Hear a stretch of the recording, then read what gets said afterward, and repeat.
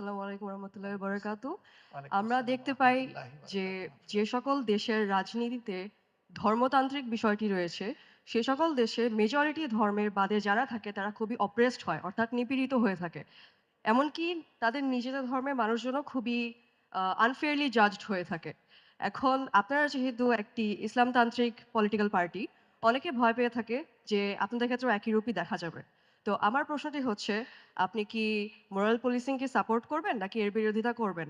এবং যারা moral policing করে তাদের প্রতি কি যথাযথ অ্যাকশন নেওয়া হবে? Thank you. ওনার দুটি কনসার্ন উনি রাইজ করেছেন। ফার্স্ট কনসার্ন হচ্ছে দুনিয়ার দিকে তাকালে যে সমস্ত ধর্মতাত্ত্বিক দেশ আছে সেখানে আহ, এক ধরনের চাপাচাপি করা হয় মানুষের উপরে। মানুষ যা চায় তাও মানুষকে ডেলিভারি দেওয়া হয়, মানুষ যা চায় না ওইটাও মানুষকে বাধ্য করা হয়। 2 নম্বর হচ্ছে বিশেষ করে উনি সেকশন আলাদা করেন নাই, মরাল পুলিশিং এর কথা বলেছেন যে আমরা ক্ষমতায় গেলে ওই রকম মরাল পুলিশিং সিস্টেম চালু হবে কিনা, যেহেতু আমরা একটা ধর্ম based party. True, I agree, কিন্তু ওই দুইটা এগ্রি করি না, ওই দুইটার সাথে আমাদের কমপ্লিট ডিসএগ্রিমেন্ট। ভারত আমাদের প্রতিবেশী দেশ, ওই দেশের কনস্টিটিউশনে বলা হয়েছে যে দেশ হলো তাদের secular. Secular means every religion will preserve the rights to enjoy their all religious freedom, but in fact এটা নেই সেখানে। বরঞ্চ এই কয়েকদিন আগেও দেখেছেন খ্রিস্টান সম্প্রদায়ের লোকদেরকে মব করে হত্যা করা হয়েছে, বাংলাদেশ তার প্রতিবাদ করেছে।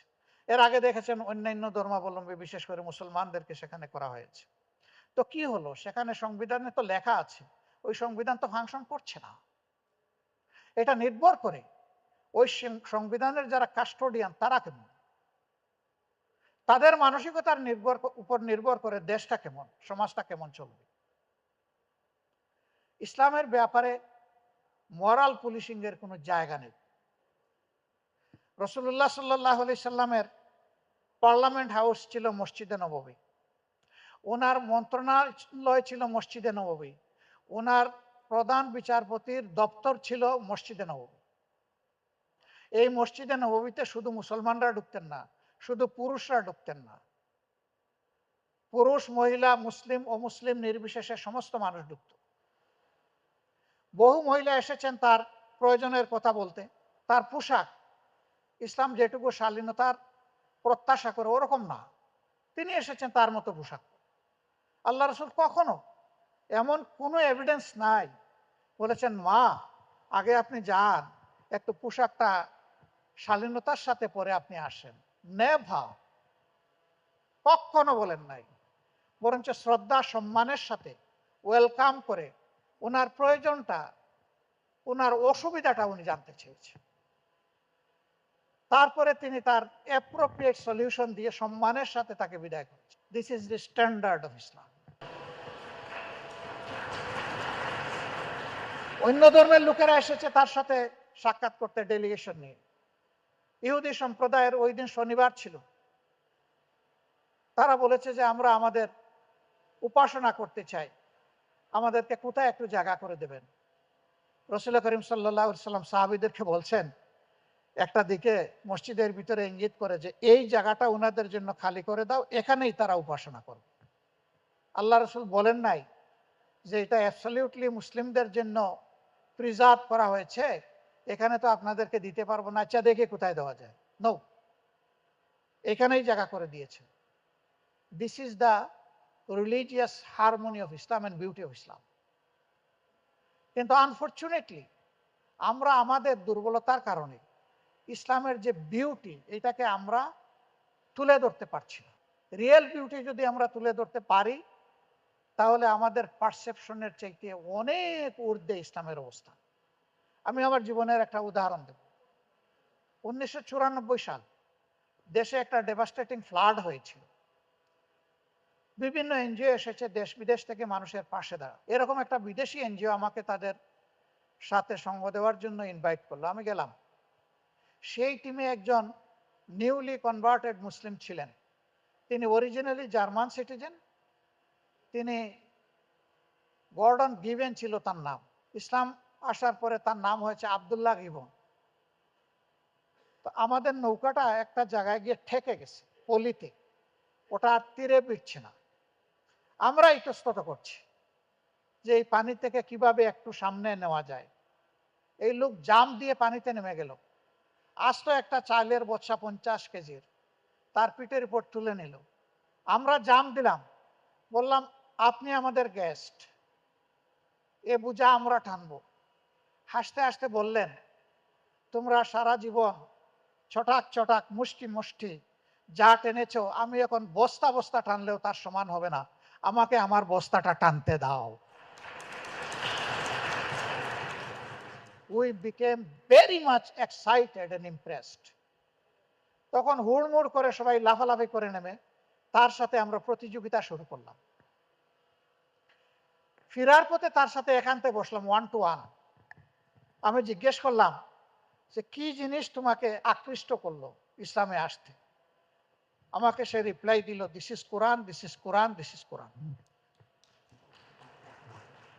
আমি জিজ্ঞেস করলাম কোন মানুষটি এই পথে তোমাকে ইনভাইট করেছে। Again he answer, this is Quran, this is Quran, this is কোরআন। তার মানে কি, আমাদের একটা ব্যর্থতার ইঙ্গিত। সেইটা বলল না যে এই কোরআন অমুক মানুষের মাঝে আমি বাস্তবে দেখে আমি ইসলামে অনুপ্রাণিত হয়েছি, এটা সে আমাকে বলল না। সে বলল সরাসরি আমি কোরআন দেখে অনুপ্রাণিত হয়েছি। This is our failure. ওই বিউটিটা আমাদেরকে ক্রিয়েট করতে হবে, রিফ্লেক্ট করতে হবে। ইসলাম মাফ করবেন শুধু মুসলমানদের জন্য আসে নাই, ইসলাম মাফ করবেন শুধু মানুষের জন্য আসে নাই। ইসলাম এসেছে আল্লাহ তাআলার সমস্ত ক্রিয়েশনসের মধ্যে ডিসিপ্লিন এস্টাবলিশ করার জন্য। আমরা এটাকে কাট টু সাইজ করে বোতলের ভিতরে ঢুকাই ফেলছি। আমরা কেউ পানি পোড়ার কাপের মধ্যে, কেউ তাবিজের মধ্যে, কেউ ডেইলি না বুঝে তেলাওয়াতের মধ্যে, একটা পর্যায়ে আমরা এটাকে নিয়ে এসেছি। No, it is quite universal এবং up to the last moment of the world. হযরত ঈসা আলাইহিস সালাম একমাত্র মানুষ যিনি দুনিয়ায় দ্বিতীয়বারের মতো ফিরে আসবেন। আর কোনো মানুষ দ্বিতীয়বার দুনিয়া ফিরে আসবে না। তিনি আসার পরে দুনিয়া থাকবে মাত্র 40 বছরের পরে শেষ, খতম। তার আসার, তার আগমনেই সংবাদ দিবে যে দুনিয়ার 40 বছর তৈরি হয়ে যাও। এই ইসলাম যতদিন পর্যন্ত তার সামগ্রিকতা ধারণ করেছে, শুধু মুসলমান না, সারা বিশ্ব মানবতা এখান থেকে উপকৃত হয়েছে। আর যখন সে নিজেকে কনজারভেটিভ এবং ন্যারো করে ফেলেছে, সে দুনিয়াকে বঞ্চিত করেছে, মানবতাকে বঞ্চিত করেছে এবং মুসলমানদের উপর জুলুমের দুয়ার খুলে দিয়েছে। আমরা আল্লাহর কাছে চাই আমরা যেন ইসলামকে তার রিয়েল স্ট্যান্ডার্ডে অনুধাবন করতে পারি এবং এদেশের নাগরিকরাও যেন অনুধাবন করতে পারে সেই বিষয়টা। এখন কথা আসে যে অন্য ধর্মের যারা, তাদের কি হবে? ইয়েস, তাদেরও রাইটস আছে, তাদেরও ধর্মের উৎকর্ষের জন্য,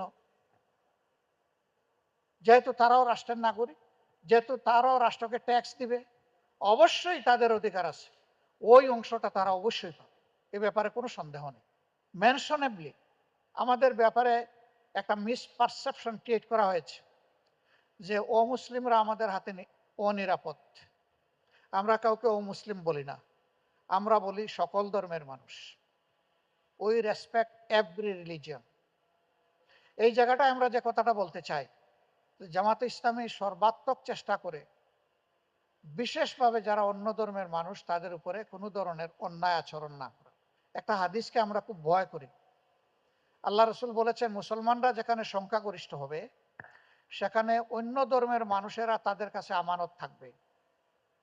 এই আমানতের ইজ্জত, সম্পদ এবং জীবনের ক্ষতি যারাই করবে, আল্লাহ রসুল বলেছেন দুনিয়ায় যদি তারা ন্যায় বিচার না পায়, তাইলে আখেরাতের আদালতে at the day of final judgment I will be the plaintiff and raise objection and file case against this oppressor Muslim for oppressed non-Muslim. আমি এই নির্যাতিত মানুষটির পক্ষ হয়ে ওই মুসলমান নামের জালিমের বিরুদ্ধে আল্লাহর দরবারে আমি মামলা দায়ের করব, এই কথা বলেছেন আল্লাহ রসুল সাল্লাল্লাহু আলাইহি ওয়াসাল্লাম। আমরা ভয় পাই। আমরা ভয় পাই বলেই আমরা আমাদের ভাই বোনদেরকে সম্মান করি। আমাদের হাতে কেউ ওরকম অপদস্থ হওয়ার কোনো ইতিহাস নাই, কিন্তু সব কিছু আমাদের নামে চালান দিয়ে দেওয়া হয়। Quite unfortunate. আমরা সেভারাল টাইমস বলেছি, একটা ইন্টারন্যাশনাল ক্রেডিবল প্রোব বডি করে আদ্যপান্ত বাংলাদেশের জন্ম থেকে আজ পর্যন্ত প্রত্যেকটা মিস হ্যাপেনিংকে দেখা হোক, তদন্ত করা হোক। জামাতে ইসলামী এখানে সর্বাত্মক সহযোগিতা করে। আর যদি কেউ আমাদের মধ্যে এরকম পারপিট্রেটর, অপরাধী সাব্যস্ত হয়, ডিটেক্ট হয়, আমরা আইনের হাতে নিজেরা তাকে তুলে দিয়ে ওই আইন যাতে তার গতিপথে আপন পথে চলে, শাস্তি বিধানের জন্য আমরা সাহায্য করব। এটা আজকে অনুরোধ করে রাখলাম, এটা চলতে থাকুক। আমরা এই জায়গায় দাবি করছি না আমরা ফেরেশতা, আমরাও মানুষ হতে পারি, আমরাও মানুষ, আমরাও ভুল করতে পারি। ভুল এবং অপরাধ করলে আমাদের শাস্তি আমরা দাবি করছি। আমাদের শাস্তি দেওয়ার মধ্য দিয়ে বাংলাদেশে অপরাধীদেরকে শাস্তি দেওয়ার দুয়ারটা খুলে যাক, ওইটাও আমরা দাবি করছি। যদি আমাদের কেউ এরকম অপরাধী হয়ে থাকে, কোনো আপত্তি নাই, তার শাস্তি হবে, আমাদের সংগঠন পূর্ণ সহযোগিতা করবে। জুডিশিয়ারি কোনো ধরনের হস্তক্ষেপ করবে না। বলবেন মাঝে মাঝে যে দেখে আসামি ছুটিয়ে নেওয়ার চেষ্টা করে, সে প্রশ্ন আপনাদের আসতে পারে। অন্যায় অসঙ্গতভাবে শুধু আমার দলের কেন, যে কোনো মানুষকে যদি কেউ গায়ে হাত দেয়, হোক সে আইন শৃঙ্খলা বাহিনীর লোক, আমি যদি দেখি তার উপর জুলুম করা হচ্ছে, এটা আমার দায়িত্ব এটা রুখে দেওয়া, এটা স্তব্ধ করে দেওয়া। আমাদের সমাজ দুষ্টের দমন এবং শিষ্টের লালনের পরিবর্তে শিষ্টের দমন এবং দুষ্টের লালন করে। এই জায়গায় চুপ করে থাকা আরেকটা অন্যায়। তবে হ্যাঁ, দলপ্রীতিতে অন্ধ হয়ে কোনো অপরাধের পক্ষ নিলে আমরা তাকে কখনো ক্ষমা করি না, আমরা তাকে তিরস্কার করি, আমরা তার বিরুদ্ধে সাংগঠনিক ব্যবস্থা নেই এবং আইন শৃঙ্খলা বাহিনীকে বলি যে আপনারা নেন। আল্লাহর মেহেরবানি আমার নিজের জীবনে আছে, ধরে নিয়ে সংশ্লিষ্ট এলাকার এসপি সাহেবকে বলেছি এই নেন, এই অপরাধ করেছে, এখন আপনি কিভাবে প্রসিকিউট করবেন এটা আপনার দায়িত্ব, আমার দায়িত্ব আমি পালন করেছি। উনি আমাকে বিদায় দিয়ে ওরে জিজ্ঞেস করেছেন তুমি কে, কি করো? বলেছে আমি মেডিকেল কলেজ 4th ইয়ারে পড়ি। তো উনি যেটা বললেন এটা সত্য কিনা? বলে সত্য। বলে যে তুমি এখানে আসলে কিভাবে? উনি আমাকে বলেছেন যে আমি অন্যায় করেছি, তোমাকে পুলিশে দেব, তুমি আসো, প্রস্তুতি নিয়ে আসো। আমি ব্যাগ নিয়ে এসেছি, আমার কাপড় চোপড় আছে, আমি জেলে যাওয়ার জন্য এসেছি। এসপি সাহেব জিজ্ঞেস করেছে তুমি কি তোমার কাজের জন্য অনুতপ্ত? বলে স্যার আমি অনুতপ্ত। আমি অনুতপ্ত না হলে তো এখানে আসতাম না, তো এটাই তোমার শাস্তি, তুমি চলে যাও। 1 ঘন্টা পরে দেখি সে আমাকে গিয়ে সালাম দেয়। আমি তুমি এখানে? পরে যে আপনি দিয়ে এসেছেন আর এসপি সাহেব আমার সাথে এই বাচাল করে আমাকে ছেড়ে দিয়েছে। আমি ওনাকে ফোন দিলাম, ভাই এটা কি করলেন? আমি চাইলাম একটা এক্সাম্পল তৈরি হোক, আপনি ছেড়ে দিলেন। ওই যে আপনার নিজের ছেলে না, অন্যের ছেলে, মেডিকেল কলেজ 4th ইয়ারে পড়ে একটা সেন্সিবল স্টুডেন্ট, সে তার অপরাধ স্বীকার করে নিয়ে এসে বলে